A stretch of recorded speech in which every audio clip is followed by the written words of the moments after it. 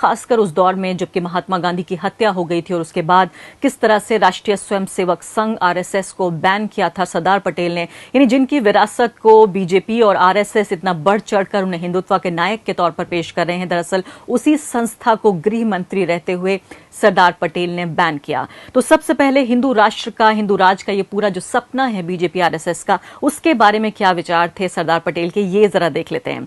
सरदार पटेल ने फरवरी 1949 में हिंदू राज यानी कि हिंदू राष्ट्र की चर्चा को एक पागलपन भरा विचार बताया और 1950 में उन्होंने जो ऑडियंस था उनके सामने उसको संबोधित करते हुए उन्होंने कहा कि हमारा एक धर्मनिरपेक्ष राज्य है, यहाँ हर एक मुसलमान को ये महसूस होना चाहिए कि वो भारत का नागरिक है और भारतीय होने के नाते उसका समान अधिकार है। अगर हम उसे ऐसा महसूस नहीं करा सकते तो हम अपनी विरासत और अपने देश के लायक नहीं हैं। ये आज़ादी के बाद का भारत, जो इतिहासकार हैं बिपिन चंद्रा, उन्होंने अपनी किताब में लिखा है, नाम है आज़ादी के बाद का भारत। दूसरी अहम बात कि सरदार पटेल ने जब प्रतिबंध लगाया, प्रतिबंध लगाते वक्त आरएसएस पर उन्होंने गोलवलकर को सितंबर के महीने में एक पत्र लिखा। उसमें क्या लिखा कि आखिर वो क्यों बैन कर रहे हैं आरएसएस को।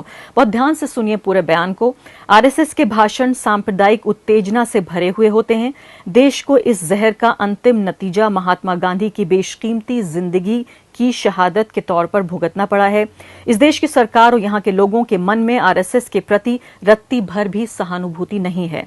हकीकत यह है कि उसका विरोध बढ़ता गया। जब आरएसएस के लोगों ने गांधी की हत्या पर खुशी का इजहार किया और मिठाइयां बांटी तो ये विरोध और तेज हो गया।